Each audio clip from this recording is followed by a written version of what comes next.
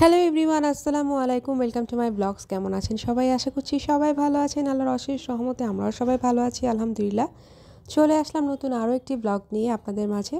তো আজকে সকাল থেকেই ব্লগটি শুরু করছি। আজকে সকালে বাচ্চাদেরকে স্কুলে দিয়ে আসলাম। আসার পর আমি একটু ঘুমিয়েছি। ঘুম থেকে উঠে আমি আমার ব্রেকফাস্টটি করে নিচ্ছি। অ্যাজ ইউজুয়াল আমি যা খাই তাই নিয়েছি আমার জন্য। আমি গ্রিন টি দিয়ে স্টার্ট করলাম। তারপর নাস্তা করে দেখলাম এদিকে আমার হাজব্যান্ড অনেক বাজার নিয়ে এসছে। এখানে পেঁয়াজ কুলি, তারপরে হচ্ছে ব্রকলি, গাজর, লাউ, তারপর পুঁই শাকের বিচি, পেঁয়াজ, রসুন, ধনেপাতা, কাঁচামরিচ, মানে অনেক কিছুই আছে। তো ভাবছিলাম যে আজকে কি রান্না করা যায়, এখান থেকেই কিছু একটা রান্না করব। এদিক দিয়ে খালাও চলে এসছে। খালাকে আমি অলরেডি মাছ কাটতে দিয়েছি। তো কিছু মাছ গতকাল রাতে এনেছিল, ওগুলো ফ্রিজে রেখে দিয়েছিলাম। ওগুলোই খালা আসার পরে বের করে দিলাম। রুই মাছ, চিংড়ি মাছ, তারপর হচ্ছে পুঁটি মাছ আর কিছু কই মাছ। তো এগুলোই খালাকে দিয়েছিলাম। খালা বলছিল যে আগে মাছগুলো কেটে নেই, না হলে নরম হয়ে যাবে। আর যেহেতু আমি অনেক আগেই ভিজিয়ে রেখেছিলাম, তো যাই হোক, খালা মাছ কেটে তারপর অলরেডি তরি তরকারি কেটে ধুয়ে পরিষ্কার করে দিয়েছে। আমি একটা একটা করে সব কিছুই রান্না করে নিব। তো আমি ফার্স্টেই যেটা করি, অলওয়েজ ডালটা বসিয়ে দিই। তো ডালে বাগারও দিয়ে দিব। তো এদিক দিয়ে আমি চিংড়ি মাছ নিয়ে এলাম। চিংড়ি মাছ দিয়ে আজকে লাউ রান্না করব। আমার কাছে লাউ দিয়ে চিংড়ি মাছটা অনেক ভালো লাগে খেতে। তো ভাবছিলাম সাথে একটু ডালও রান্না করে নেই। তো ডাল বসিয়ে দিয়েছিলাম যেহেতু আগেই, তো ডালে বাগারও অলরেডি দিয়ে দিয়েছি। আর এদিক দিয়ে আমি লাউ চিংড়িটা বসিয়ে দিয়েছিলাম। তো আমার লাউ চিংড়িটাও হয়ে এসছে। এখন আমি ধনেপাতা অ্যাড করে দিব। আমার কাছে মনে হয় চিংড়ি মাছ দিয়ে লাউ যে মজাটা লাগে, আর অন্যান্য মাছ দিয়ে এত একটা মজা লাগে না। অনেকে অনেক মাছ দিয়ে খায়, আমার কাছে শুধু লাউ দিয়েই ভালো, চিংড়ি মাছ দিয়েই ভালো লাগে লাউটা। তো যাই হোক, এখানে আরেকটু ঝোলটা কমে আসলে তারপর এটা নামিয়ে দিব। তো আমি একটু তাড়াহুড়োই করছিলাম, আমি একটু বাইরে যাব রান্নাবান্না শেষ করার পরে। তো এদিক দিয়ে আমি একটু শুটকি রান্না করছিলাম, চ্যাপা শুটকি বিভিন্ন সবজি দিয়ে। এখানে কাঁচা টমেটো আছে, তারপর হচ্ছে আলু, বেগুন, তারপর যে লাউয়ের খোসা ছিল ওটা। তো এগুলো দিয়ে আজকে আমি সবজিটা রান্না করব। কাঁচা পেঁপেও দেওয়া আছে। তো এখানে আমি শুটকি রান্না করছি।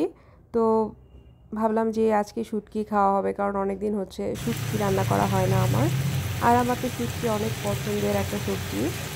তো এই তো আমার শুটকিটা রান্না করা হয়ে গিয়েছে অলরেডি। তো যা বলছিলাম, আমি একটু বাইরে যাব মাইশাকে নিয়ে, একটু শপিংয়ে যাব। তবে মাইশাকে বলবো না যে কেন যাচ্ছি শপিংয়ে, ওকে একটু সারপ্রাইজ দিব। তো এদিক দিয়ে আমার লাউ চিংড়ি হয়ে গিয়েছে, আর সমস্ত তরকারি রান্না করাও হয়ে গিয়েছে। আর শুটকির কালারটা দেখতে পাচ্ছেন কতটা সুন্দর আসছে, আমার কাছে তো অনেক ভালো লাগে। তো সব কিছু টেবিলে সার্ভ করে খেয়ে নিয়েছি অলরেডি। খেয়ে যথারীতি আমি একটু রেস্ট করি অলওয়েজ, আর রেস্ট না করলে আমার টায়ার্ড লাগে। তো লাঞ্চের পরে আমার আবার একটু ফার্ম গেটে কাজ ছিল। তো যেহেতু আমার ক্লাস আছে, তো ক্লাসের পরে আজকে মাইশাকে নিয়ে একটু শপিংয়ে যাব। তো ফার্স্টে ক্লাসে যাচ্ছিলাম। ক্লাস বলতে আমার অন্যান্য কাজ ছিল আর কি। তো আমি যেহেতু একটু লেট করে ফেলেছি আজকে, তো যাওয়ার পর দেখি আমার ক্লাস অলরেডি স্টার্ট হয়ে গিয়েছে। তো আমাদের যে কলিগ আছে আরেকজন স্যার, তো ওই স্টার্ট করেছিল, বলছিল আপনার আসতে লেট হচ্ছে। আর স্টুডেন্টরাও সব চলে এসেছিলো, তাই আমি স্টার্ট করলাম।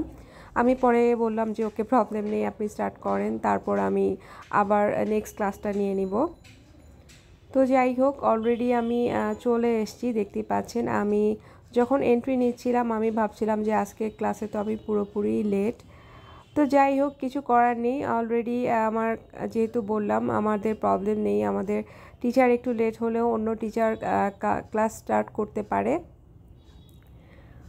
তো যাই হোক, আমার অলরেডি গন্তব্যস্থানে আমি চলে এসেছি।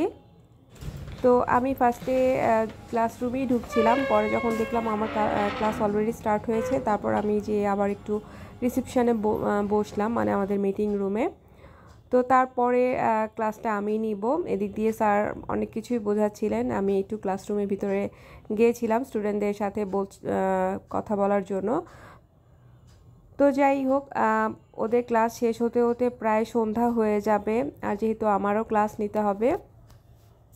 তো যেটা বলছিলাম, আজকে মাইশাকে নিয়ে একটু শপিংয়ে যাব। মাইশার জন্য একটা গিফট কিনবো, যেহেতু ওর বার্থডে চলে আসছে। তো এই জন্যই ওকে সারপ্রাইজ দিব, বাট বলবো না যে গিফটটা অ্যাকচুয়ালি ওর জন্য কেনা। ফার্স্টে আমরা বলবো যেটা আমার জন্যই নিচ্ছি। তো এটা পরবর্তীতে ওর জন্য সারপ্রাইজ হিসেবে থাকবে। তো আমি অলরেডি চলে এসেছি আমাদের মৌচাক মার্কেটে। এখান থেকেই আমি সাধারণত গোল্ড শপগুলো করি, যদি বেশি দূরে না যাই। এদিক দিয়ে মাইশা ওর দাদুর সাথে চলে এসেছিলো। আমি ফোন করে বলেছিলাম, যেহেতু আমার বাসায় যেয়ে আসতে আবার লেট হয়ে যাবে, এতক্ষণে মার্কেট বন্ধ হয়ে যাবে, তাই বলেছিলাম যে তোমার দাদুকে নিয়ে তুমি চলে এসো। তো এই তো মাইশাও চলে এসেছিলো, তারপর আমরা একসাথে গিয়েছিলাম ভেতরটা ঘুরে ঘুরে দেখার জন্য যে কি পছন্দ হয় না পছন্দ হয়।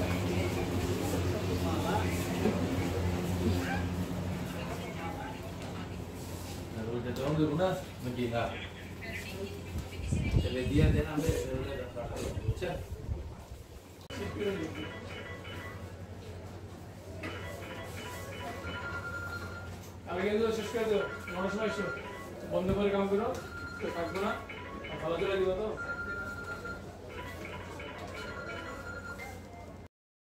তো মাইশার জন্য এই ব্রেসলেটটি নিয়েছি ওর বার্থডে উপলক্ষে।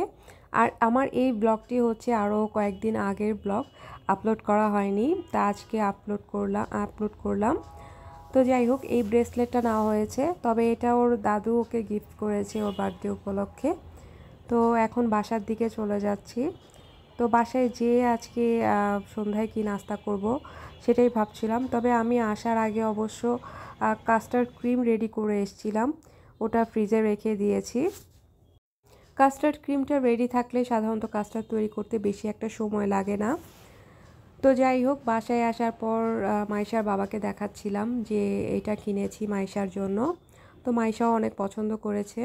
তো মাইশা তো আর জানে না এটা ওর জন্যই নিয়েছি। তো যাই হোক, এখন আমি একটু পাকোড়া ভেজে নিচ্ছি আজকে নাস্তার জন্য। আর যেহেতু বাসায় ফ্রুটস আছে, তো সন্ধ্যার নাস্তায় ফ্রুটসও খাওয়া যাবে। আর সেই সাথে কাস্টার্ড ক্রিমও আছে, আমি কিছু ফ্রুটস কেটে কাস্টার্ড তৈরি করে ফেলতে পারবো খুব ইজিলি। আর এই বাঁধাকপির পাকোড়াটা আমি প্রায় সময় শীতকালে করে থাকি, আমার কাছে অনেক ভালো লাগে সন্ধ্যার নাস্তা হিসেবে। তো এই তো এখানে বাসায় যাই ছিল আর কি ফ্রুটস, সেগুলোই অ্যাড করে নিব। তো আমার কাস্টার্ড ক্রিমের তো দেখতেই পাচ্ছেন একটু ঘন হয়েছে। এখানে কলা ছিল, খেজুর ছিল, আপেল ছিল, সবগুলোই দিয়ে দিয়েছি। তো এটা মিক্সড করলে কিন্তু খুব মজাদার একটা কাস্টার্ড হয়ে যাবে। কাস্টার্ড তৈরি করতে আমার মনে হয় বেশি কিছু লাগে না, কয়েক পদের ফ্রুটস থাকলেই হয়। বাসায় যে ফ্রুটসগুলো থাকে অ্যাভেলেবেল, সেগুলো দিয়েও কিন্তু করা যায়। তো এই তো আমার বাঁধাকপির পাকোড়াগুলো প্রায় সবগুলো তৈরি করা হয়ে গিয়েছে।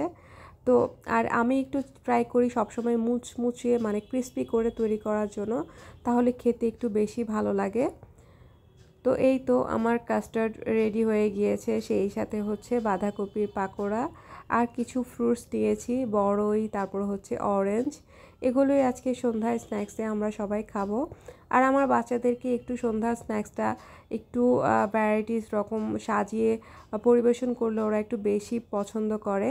তাই আমি চেষ্টা করি ওদেরকে একদম প্লেটার বানিয়ে তারপর ওদেরকে নাস্তাটা সার্ভ করার জন্য, তাহলে আর বেশি ঝামেলা করে না, খুব ইজিলি খেয়ে নেয়। আর এটা খুব পছন্দ করে ওরা প্লেটার সাজিয়ে দিলে। তো এই তো দেখতেই পাচ্ছেন আমি সাজানো অলরেডি সাজিয়ে ফেলেছি। তো এই তো আজকে আমার ব্লগটি এই পর্যন্তই। আমার ব্লগটি কেমন লাগলো আমাকে জানাবেন। ভালো লাগলে অবশ্যই আমার চ্যানেলটি পাশে থেকে বেশি করে লাইক, সাবস্ক্রাইব, কমেন্ট করবেন। তো আর যারা পেজ থেকে দেখবেন তারা অবশ্যই ফলো দিবেন। আল্লাহ হাফেজ।